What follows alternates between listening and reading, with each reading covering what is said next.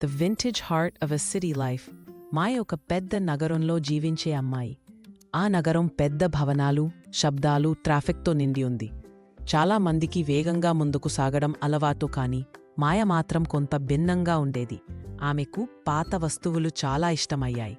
పాత దుస్తులు, పాత సంగీతం, పాత పుస్తకాలు, పాత జీవనశైలి. మాయ ఇంటి అపార్ట్మెంట్ చిన్నది, కాని చాలా సౌకర్యవంతంగా ఉండేది. పాత మార్కెట్ల నుంచి ఆమె సేకరించిన వింటేజ్ ఫర్నిచర్తో డెకరేట్ చేయబడింది.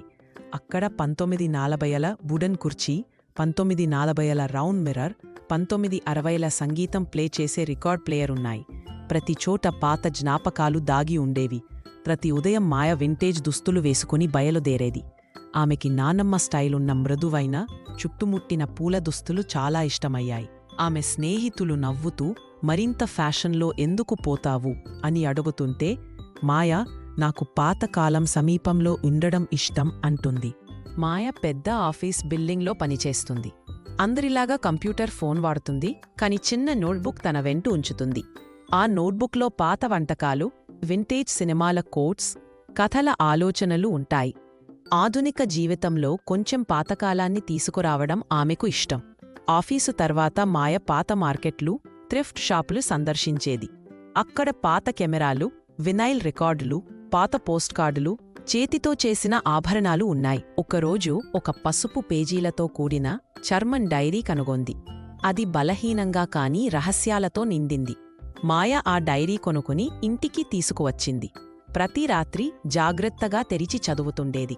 ఆ డైరీ 70 సంవత్సరాల క్రితం అదే నగరంలో నివసించిన లీలా అనే అమ్మాయి కలది. లీలా తన జీవితం, కలలు, నగరం గురించి వ్రాసింది. సరళమైన ఆనందాలను, పార్కులో నడవడం, జాజ్ సంగీతం వినడం, స్నేహితునికి లేఖలు రాయడం వంటివి వ్రాసింది. మాయకు లీలాతో లోతైన సంబంధం ఏర్పడింది. వారి జీవితం వేరు అయినా ఇద్దరూ నగరాన్ని, దాని కథలను ప్రేమించారు. ఆ డైరీ నుండి ప్రేరణ తీసుకుని మాయ తన కథలు రాయడం ప్రారంభించింది.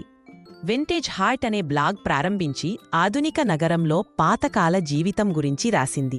ఆ బ్లాగ్ చాలా పాపులర్ అయింది. మాయ వింటేజ్ దుస్తులు వేసి పాత మార్కెట్లకు వెళ్లి చేతితో లేఖలు పంపిన కథలు పాఠకులకు ఇష్టమైంది. కొంతమంది తమ కథలు, పాత ఫోటోలు పంపారు. అందులో మాయ చాలా సంతోషంగా భావించింది. ఒక వీకెండ్ మాయనగర పార్కులో వింటేజ్ ఫేర్ నిర్వహించింది. పాత దుస్తులు, రికార్డులు, పుస్తకాలు తీసుకొని రావాలని ఆహ్వానించింది. పాత ఆటలు, రికార్డు ప్లేయర్, సంగీతం, చేతితో తయారుచేసిన వస్తువుల స్టాళ్లు ఉన్నాయి. చాలామంది వచ్చి పాతకాలపు జీవితాన్ని తెలుసుకున్నారు. ఫేర్లో మాయ మిస్సెస్ రావో అనే ఒక వృద్ధురాలిని కలిసింది. ఆమె చిన్నప్పుడు నగరం గురించి చెప్పింది. తన అమ్మ ఫోటో చూపించి ఆ దుస్తులు మాయ ఇష్టపడిన వాటిలా ఉన్నాయని తెలిపింది. వారు గంటలపాటు కథలు చెప్పుకుని నవ్వుకున్నారు. ఈ అనుభవాలతో మాయాకి తెలిసింది వింటేజ్ జీవితం కేవలం పాత వస్తువుల గురించి కాదు, ప్రేమ, జ్ఞాపకాలు, సంబంధాల గురించి అని. నగరం త్వరగా మారిపోతున్నా గతం మనసుల్లో జీవితమని తెలుసుకుంది. మాయ తన వింటేజ్ జీవితం కొనసాగించింది. తాను కొంత భిన్నమని తెలుసుకుని కూడా గర్వపడింది. ఇతిహాసం, అందాన్ని ప్రేమించే హృదయం ఆమె కలిగిందని, అది ఆమె ప్రత్యేకత అని గుర్తించింది.